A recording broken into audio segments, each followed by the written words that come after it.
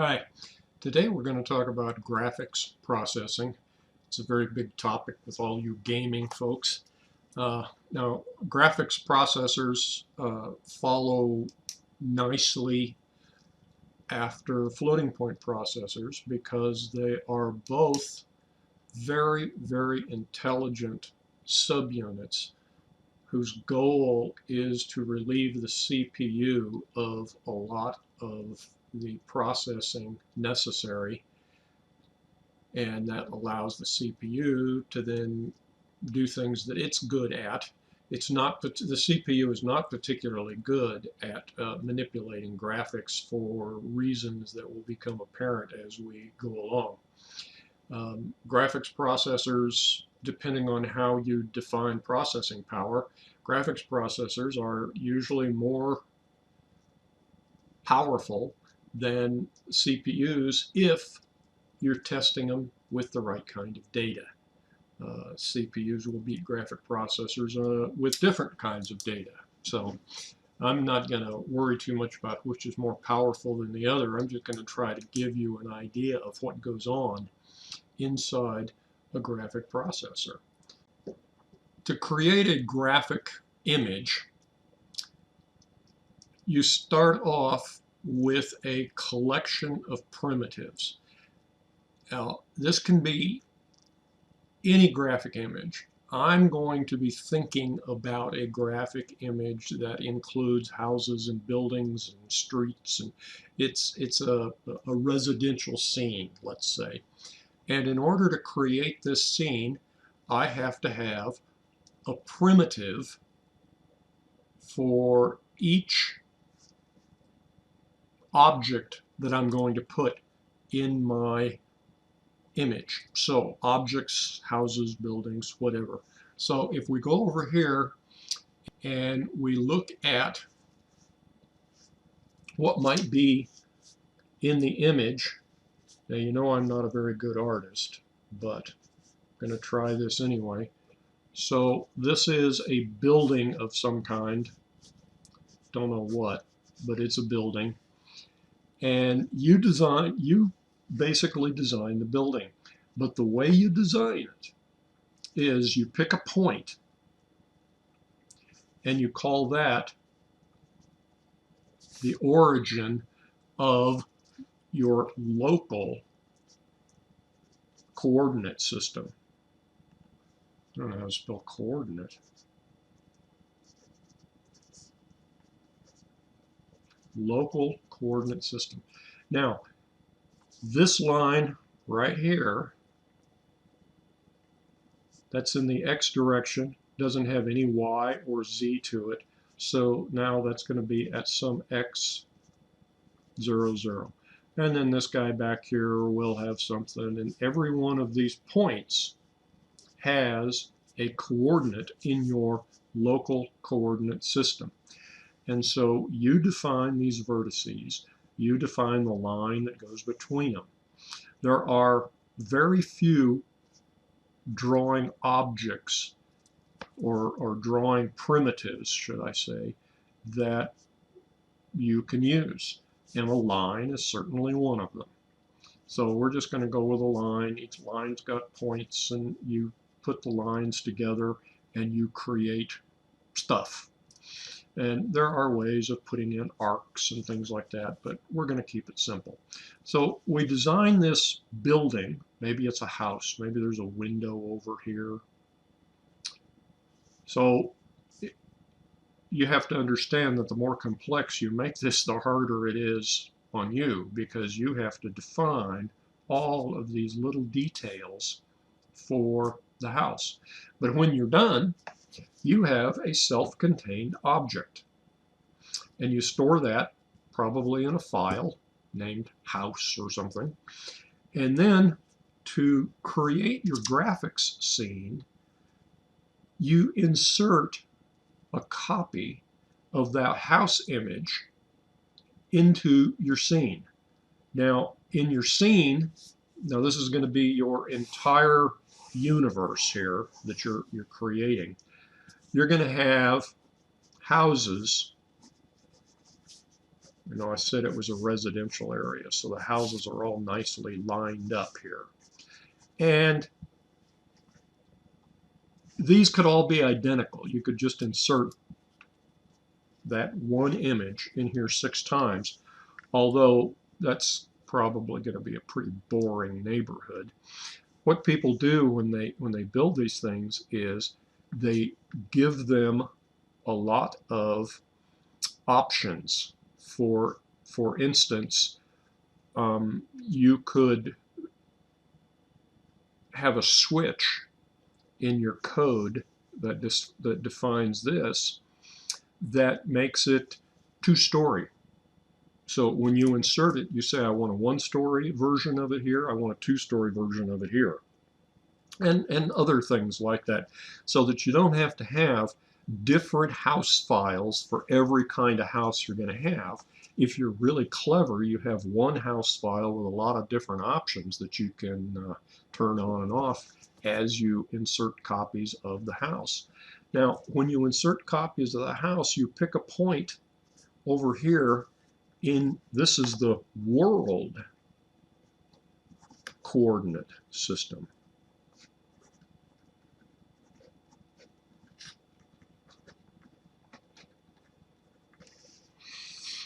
And when you insert the house, you say, I want the origin of my object to go right there. So we know this point in world space, and we know this is 0, 0 in local space. So 0, 0 plops right down there, and this point is now in world coordinate system. So this corner of this building will have something in world coordinate space, and we don't worry about the local coordinate system anymore. And we do the same thing here, and we choose an insertion point for each one of these. But inserting your object isn't quite that simple. There are a couple of transformations that you may want to put on that object when you insert it. For instance, you could scale it, make it larger or smaller. Usually when this thing is built, it's built in such a way that the dimensions are really easy to handle. Like this might be 1 unit, and this is 1 unit, and this is 2 units or something like that. And then when you insert it, you scale it up or scale it down if you wish. And you can scale it uniformly so that it retains exactly the same proportionality as when you designed it, or you can scale it non-uniformly. You've got an X, a Y, and a Z, and you can scale any of those 3 dimensions independently. So you could make it taller, skinnier, fatter, you know, whatever you wanted to do. So that's one transformation you can make on it when you insert it, is you scale it. And another transformation that you make is you rotate. So when you insert it, you might want to turn it 90 degrees, or you might want to turn it 180 degrees or whatever. But just like scaling, rotating can be done uniformly, or it can be done non-uniformly. Usually it's done non-uniformly. Think of the primitive as having a 3-axis coordinate system, and you can rotate the primitive about any of those axes. So if you want to rotate about the x-axis, or you want to rotate about the y-axis or the z-axis, you can when you insert it. And so these 2 things, along with modification options that you've built into the house itself, allow you to take a single primitive and make it look different each time you insert it. This is a primitive in local coordinate system, and we need lots of those primitives in order to make an image. And so typically we're going to have lots of primitives. Now I've only shown 3 of them, but if you want, you can think of each one of the lines as being a primitive. And then you put those together and you have a larger primitive. I'm just going to talk about the house itself as a primitive, but never forget that it's made up of vertices and edges, because those are what get operated on.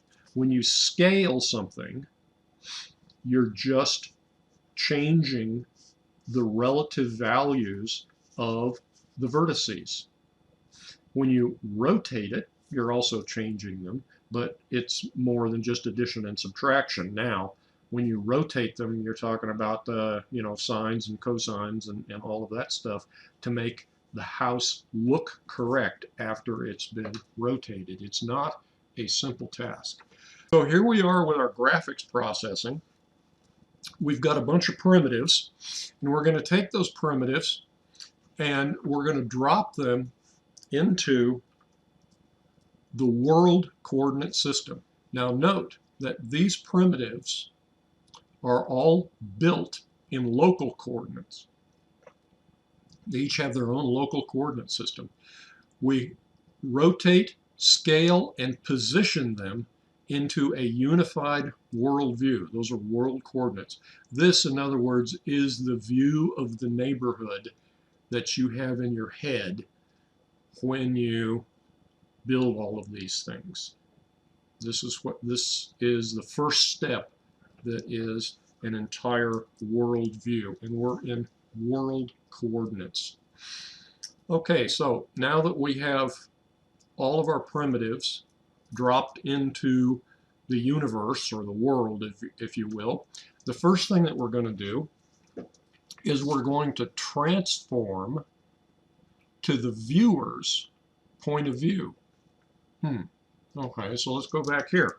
Now, someplace in this universe, you choose where the observer is, or the viewer. So if you put the viewer right here, then we're going to make the viewer the origin of the viewer coordinate system.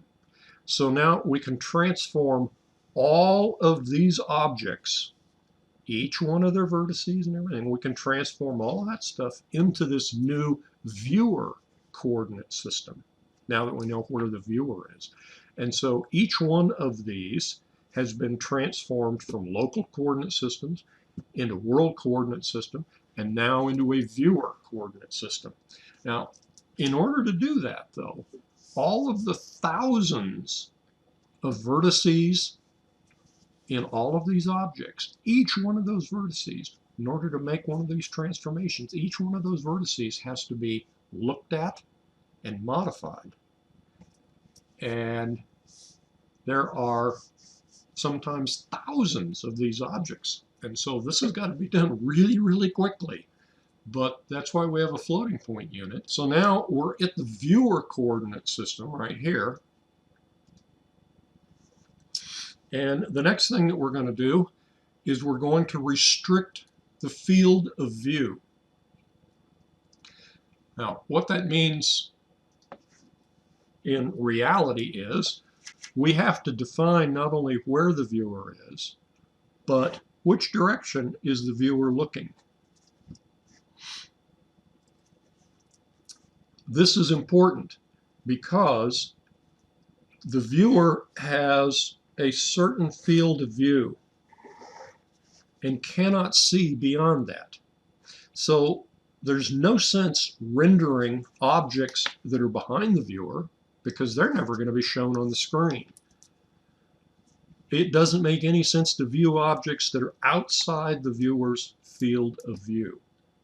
So real soon in the process here, we start culling out objects that we don't have to work with right now. Now, they're still in the world view, but they're not going to appear on the screen that we're rendering at the moment. So we don't worry about them. And that's one of the ways that we can speed this up, is we just take wholesale hunks of the world and say we don't need to render those because the viewer can't see them.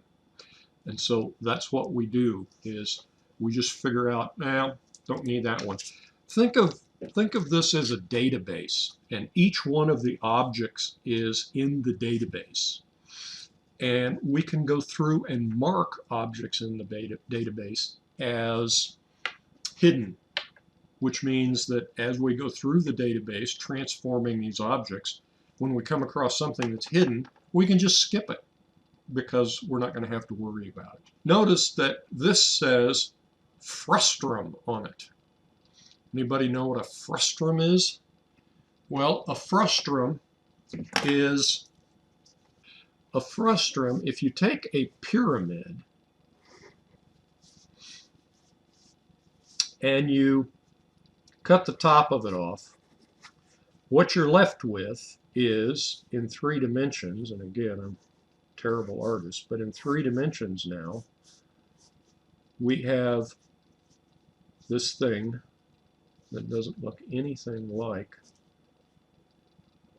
That's terrible. A frustum is a pyramid that's had the top cut off of it. Now, we use it in this case because we think about the field of view as a frustum, because don't forget it's 3-dimensional, so it goes up and down. So there's a wall of the frustum here and a wall here, and then there's a wall over the top and a wall on the bottom. And this end of the frustum is very small, and this end is very large. But everything that we need to work with is going to be in this frustum someplace. So that's why they use the term frustum. Now we're going to add perspective. So we're still in viewer coordinates, and we're going to add perspective to the frustum. In here, we know that objects which are closer to us are going to look larger, and objects that are further away are going to look smaller. So what this step does is it takes all of these objects and it scales them so that they appear to be perspectively correct. So objects that are closer are larger, objects that are further away are smaller, and the further away they are, the smaller they get. Now, of course, if an object is a long way away, but it's very, very large, it's still going to be large on the screen, but not as large as if it were up here. So in this step, all of these objects are scaled by the system to add perspective to the view. The next thing we're going to do is tessellate. Boy, there's a lot of weird words in this process. Tessellate. And I can never remember what tessellate means, so I added a little reminder here to me, which might not be a reminder to anybody else, but FEM stands for finite element method. So when we tessellate something, what we do is we go in and we model all of these flat surfaces. In fact, all of our surfaces are modeled with triangles. Now, triangles are nice because you can make objects out of triangles of just about any shape. So you take some random shape. If you are allowed to create the triangles that go into describing it, then you can get the surface covered with these triangles real well. And one of the key elements here is curved surfaces. The smaller the triangle, the more of them you're going to use, obviously, but the closer they will resemble the actual surface that you want to resemble. So why do we use triangles? Well, a triangle is the smallest object that, by definition, lies in a single plane. It's the smallest two-dimensional object that lies in a plane. So all 3 of these points on this triangle are in the same plane.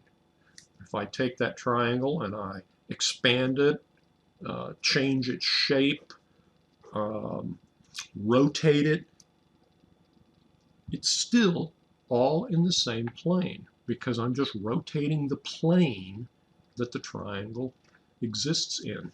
So that's very important that these 3 points are in the same plane.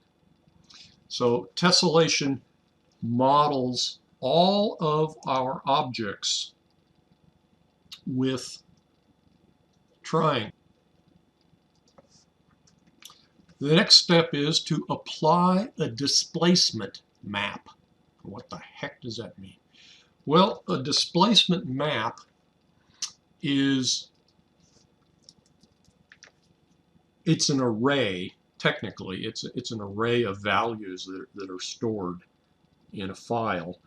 But what happens is if you take a flat surface, which, don't forget, is actually made up of triangles at this point, but I'm not going to worry about the triangles. Now suppose we're trying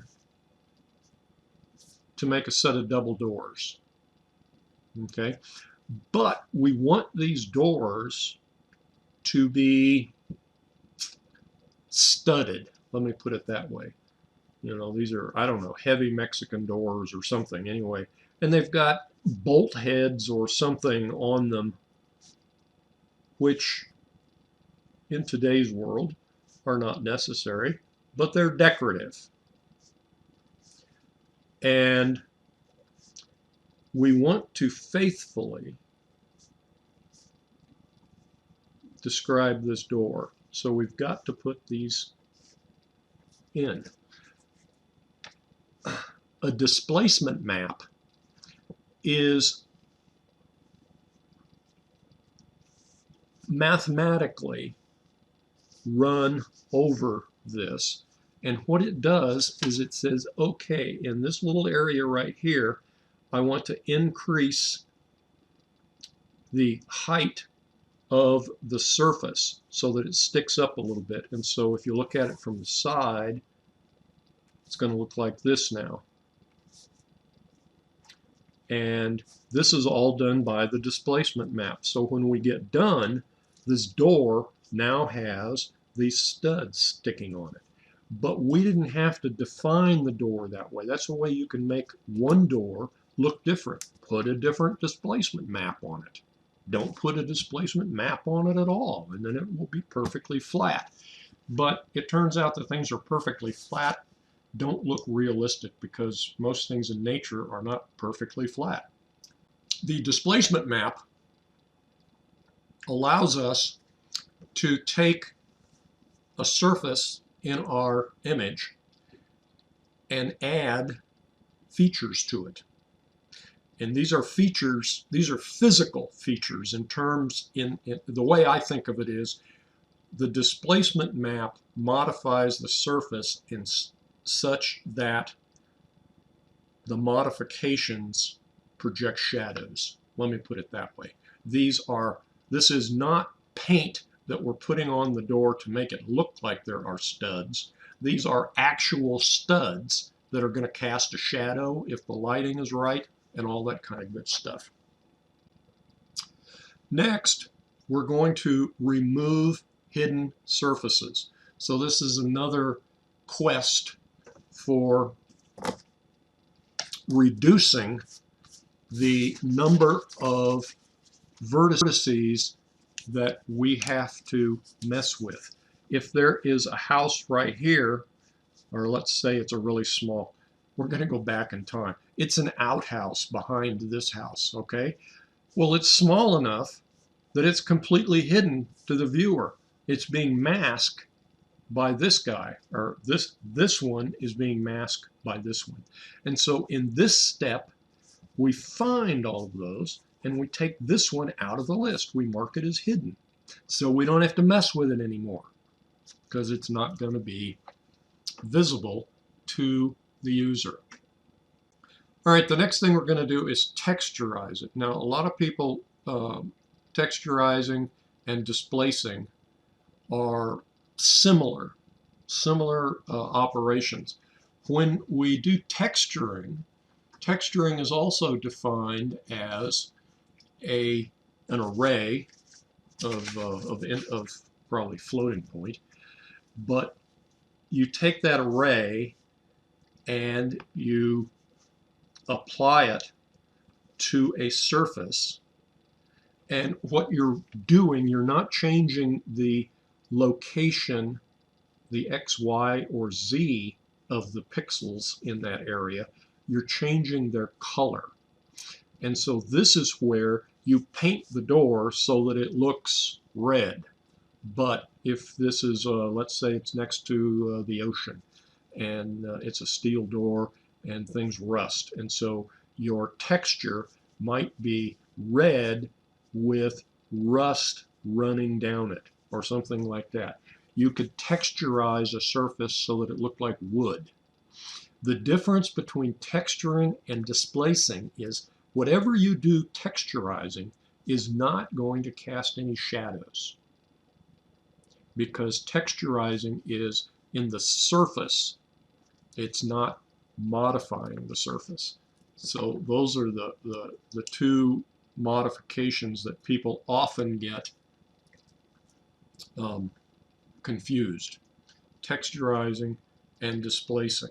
The next thing we do is we illuminate it. Okay, go back up here to our field of view.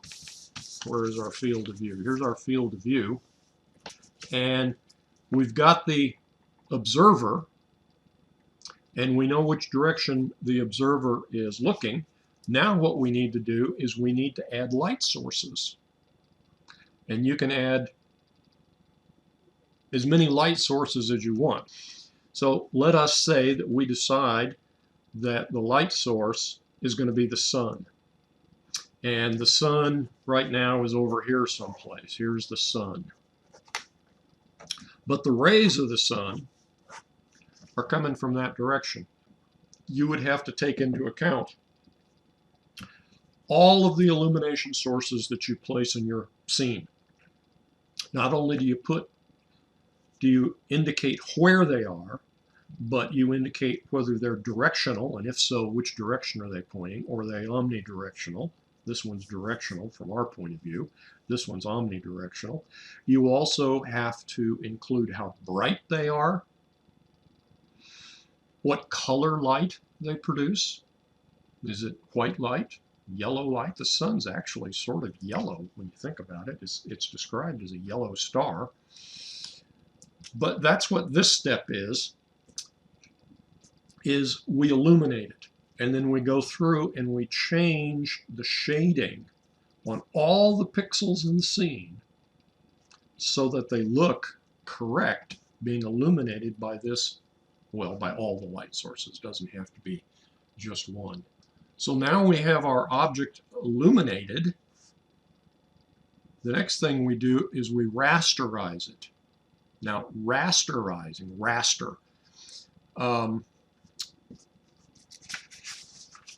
Raster is, think of raster as the process of putting each of the pixels on the screen in order. We start at the upper left-hand corner of a screen. When we say rasterization right here, what we're saying is we're going to take this three-dimensional image that is in viewer coordinates, and we are basically going to project that image onto the flat surface of your monitor, which is two-dimensional.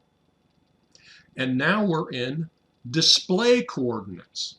In display coordinates, this might be 0, 0, and then 0, 1. Now probably 1, 0. And 2, 0, and 3, 0, etc., etc. And then we've got 1, 0, I'm sorry, 0, 1, and 0, 2, and 0, 3. And this is the display coordinate system. And so in this step, we're going to take all of these 3D images that exist over here in the world with this light source, and we're going to project that image onto a plane that represents the viewer. So this plane is perpendicular to the viewer's direction of view. And we're going to take all these images and we're going to project them onto this flat surface here. because our monitor is a flat surface. And so when we do that, we wind up with essentially the image in 2 dimensions. We have in display coordinates a 2-dimensional version of our image. Now we go through a process called anti-aliasing.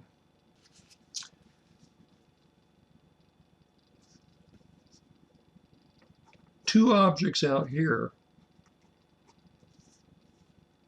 when they project in, the distance between them gets smaller because they're further away. You know, if these got further and further away, eventually to your eye, they would appear as one image. You could not discern them. But we're assuming these are not quite that far away, but maybe they are. If 2 points map into the same point in the display coordinate world, then that means we're doing twice as much work on that. So what we do is we take this image, which as far as we're concerned is basically a color and a brightness. And this point, again, is a color and a brightness.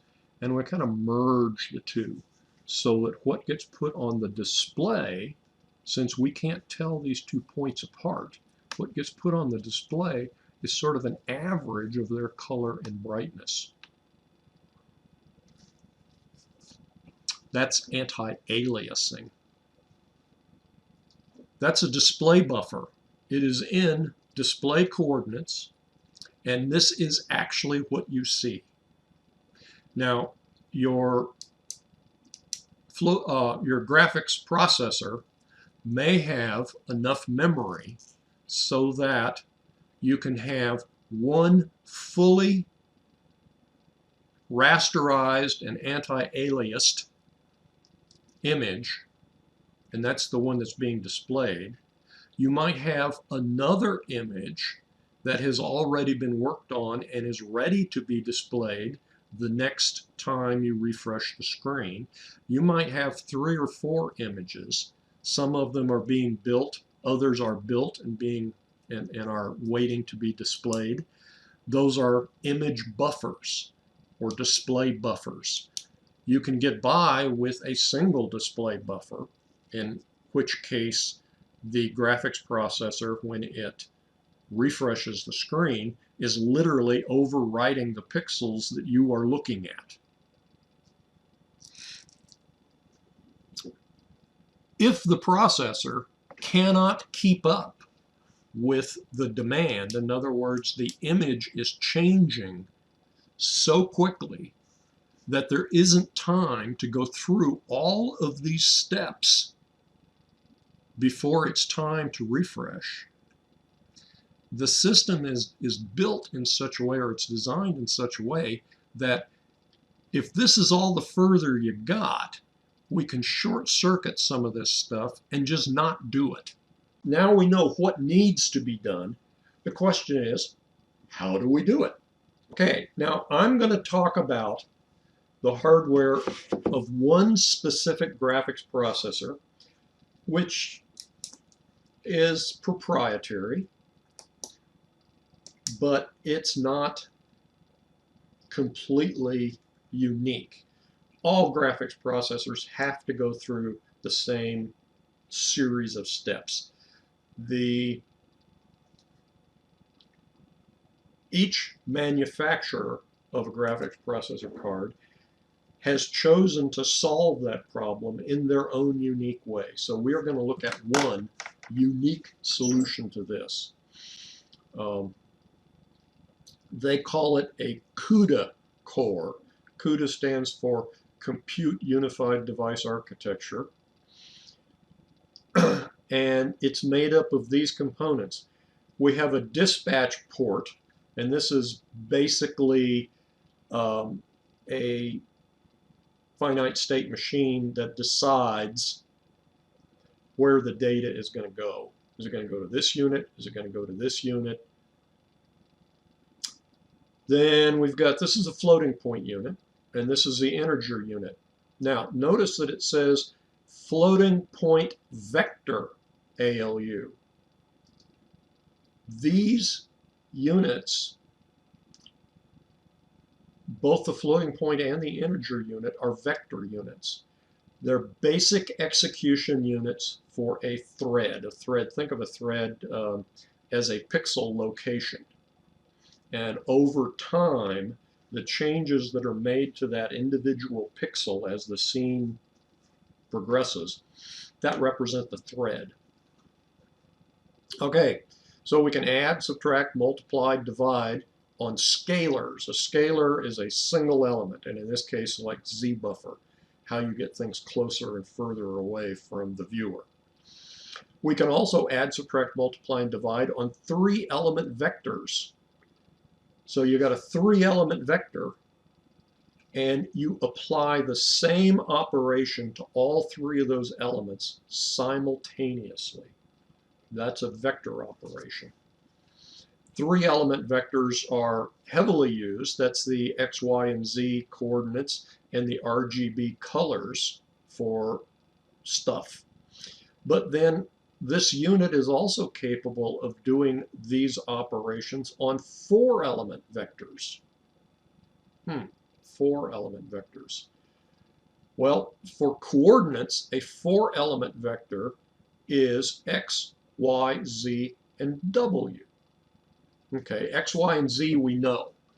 Those are the coordinates of where it is. But what is W?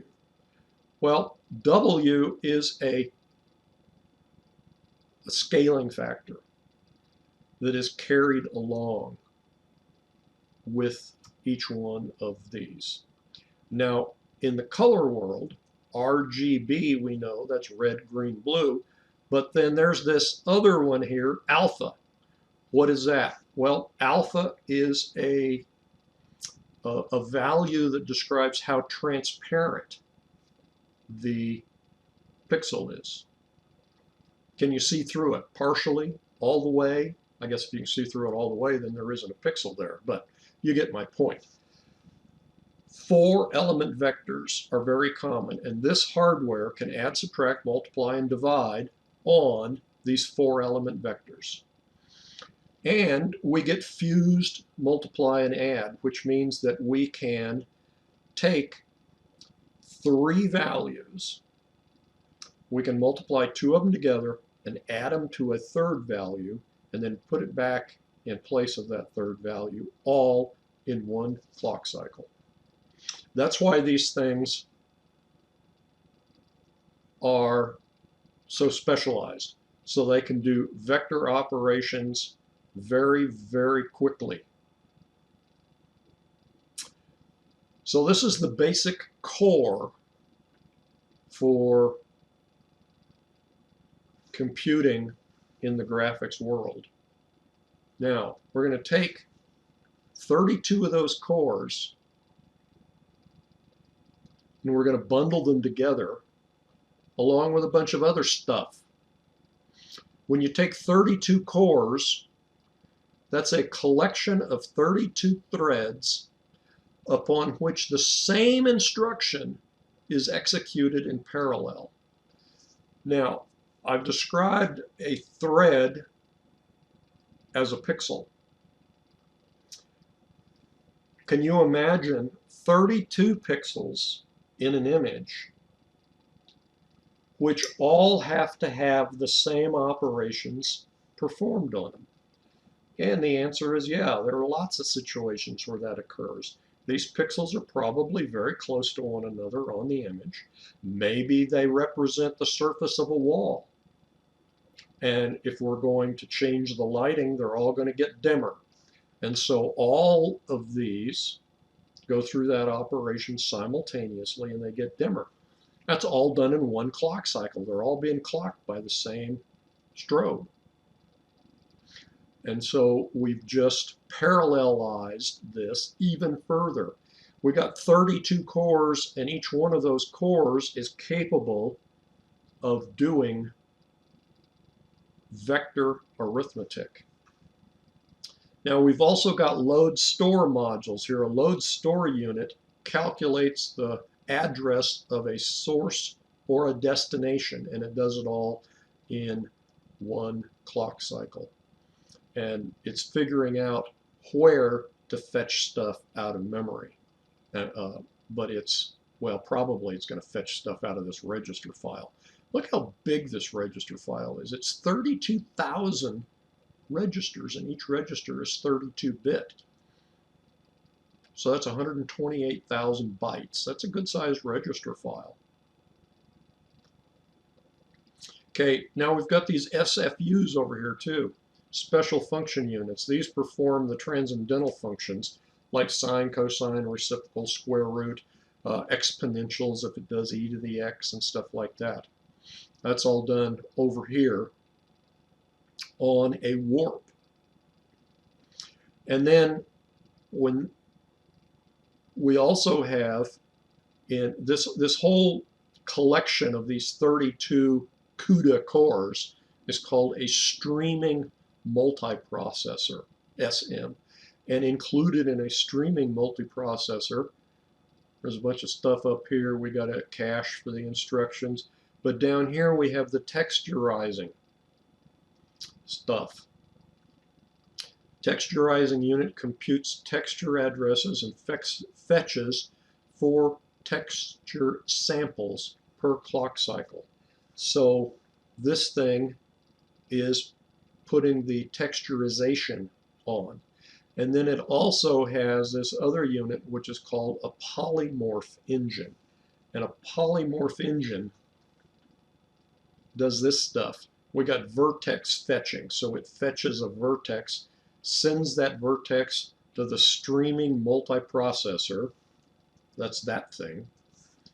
For shading and transforming to world space. We've got a tessellator that breaks up surfaces into small triangles and applies a displacement map. So this little box right here does 2 of the steps. It tessellates and it displaces. Then we've got the viewport transformation, which takes the viewer position and perspective into account. We've got attribute setup, which transforms vertices into plane equations. Now remember I said we use triangles because all 3 of the vertices in a triangle are in the same plane. This guy right here calculates the equation of that plane. Then we have the stream output, which sends transformed vertices to memory for further processing. Now notice I don't have arrows going from one to the other. That's because these things are not part of a pipeline or anything. They're just pieces of hardware which are available to the rest of this thing to do stuff. Okay, so now we have these streaming multiprocessors. We're going to take 4 of those and we're going to hook them together into something called a graphics processing cluster.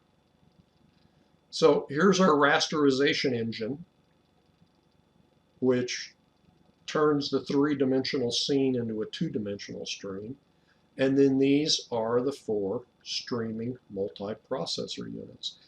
And so don't forget, each one of these consists of 32 CUDAs. So now we've got 128 CUDAs here, and they're all one of those. So that's a lot of stuff, and everything on here is working in parallel. The raster engine consists of these 3 steps. Now notice these are in steps. There's a little arrow in there. So the edge setup fetches vertex positions and computes triangle edge equations. Triangles which do not face the viewer are removed, called back culling. Now think of it as you're looking out and there's a piece of paper, but it's edge on. It's in the scene, but it's so small you can't see it. And this is where that gets called out. Rasterization uses the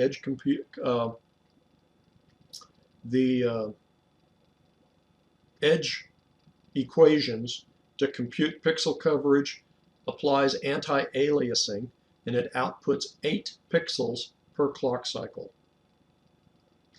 zcull discards pixels which lay behind pixels that have already been output. So as pixels are being output,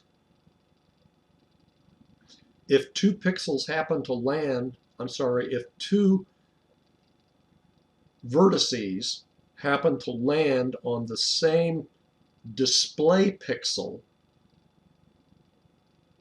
then the later one is just thrown away.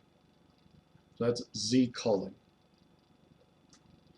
And finally, 4 of these GPCs, GPC, remember, is that, a graphics processing cluster. 4 of these clusters are put together with,